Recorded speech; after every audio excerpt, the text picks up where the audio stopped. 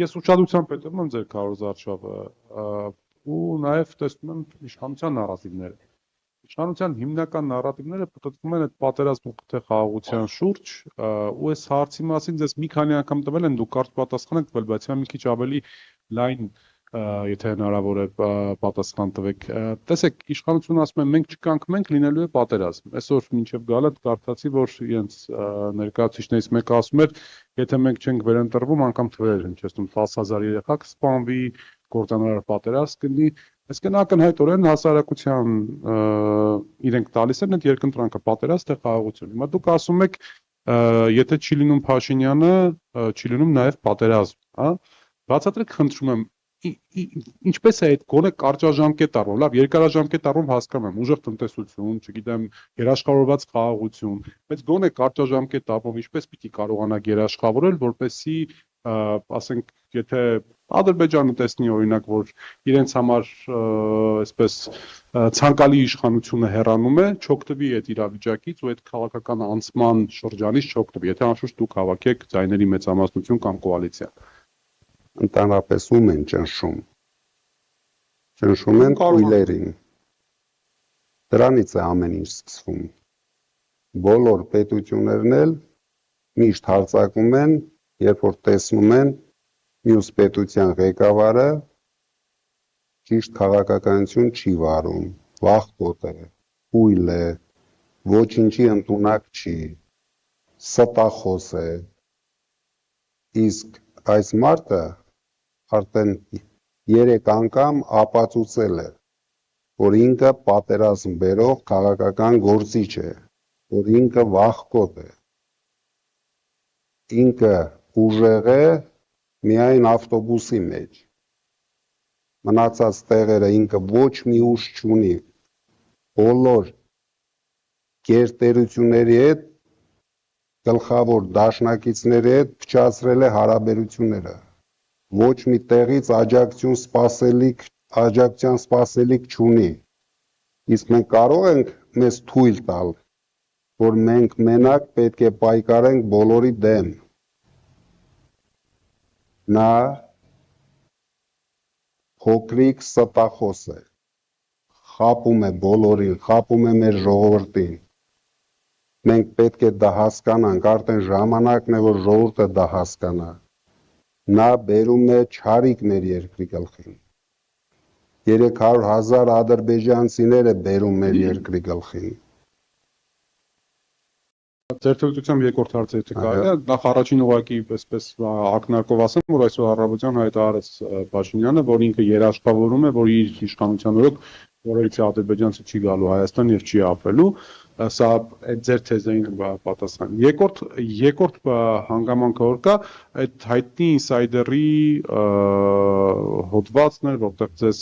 փաստացիորեն մեղադրում էին Ռուսաստանի հատուկ ծառայությունների աշխատակից լինելու մեջ ու հիմա սա դարձել է այլևս իշխանության նարատիվ, պատերազմի այսպես կոչված պատերազմի եռագլուխ կուսակցություն, ինչպես ասում է Փաշինյանը, վերածվել այլևս լրտեսական եռագլուխ կուսակցություն ու ասում են դե եթե մենք սխալ ենք կամ սուտ ենք, ինչու մեզ դատի չեն տալիս։ Հիմա պարոն Կարապետյան, ուզում եմ հասկանալ, ինչու դուք ի սկզբանե չհայտարարեցիք, որ դատի եմ տալու նմանատիպ հայտարարությունների համար։ Պատասխանեմ սկզբի մասին,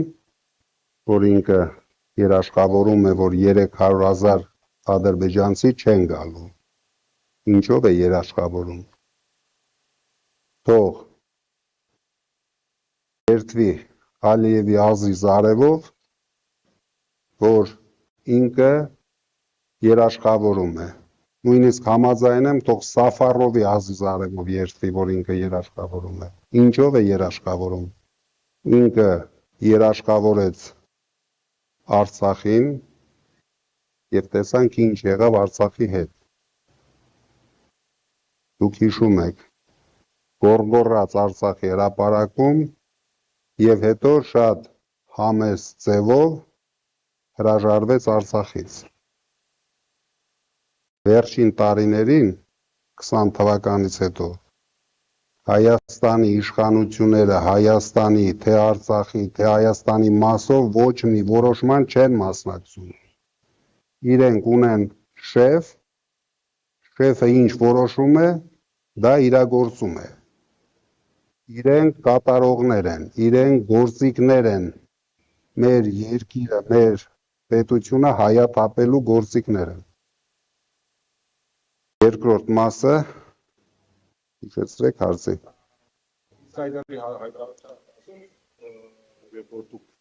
Դե ես դրան չեմ էլ ուզում անդրադառնամ, ինչի համար, չնայած որ մեր փաստաբաները ամեն ինչ կանեն, բայց ինսայդերը ինչ է իրան, դուք լրագրողներ եք, դուք լավ հասկանում եք, հիմա կամ Փաշինյանը կամ խմբակի ինչ-որ անդամ մի $1000 տվել են ինսայդերին,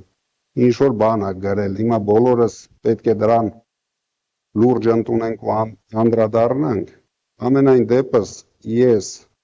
35 տարի, 33 տարի ապրելով Ռուսաստանում, երևի միակ մարդն եմ, որ ոչ մի հատ ֆեսբեշնիկ չեմ տեսել, դրա համար դա ինքան անլուրջ հարց է, ինձ համար շատ լավ է, եթե տեսած լինեի, հիմա իրենք կունենային ինչ-որ կադրեր հաստատ։ Իսկ դատի տալու պրոցեսը դա ինչ-որ Լատվիայում թե որտեղ ձևակերպած դեղին մամուլ է, որը որ ամեն օր այդպիսի հրապարակումներ է անում, իսկ քանի որ ինքը դեղին մամուլի ներկայացուցիչ է, բռնել է կոնտակտը։ Բաժանորդագրվեք Արմատ մեդիայի ալիքներին սոցցանցերում, հետևեք մեզ նաև Արմատ մեդիա AM կայքում։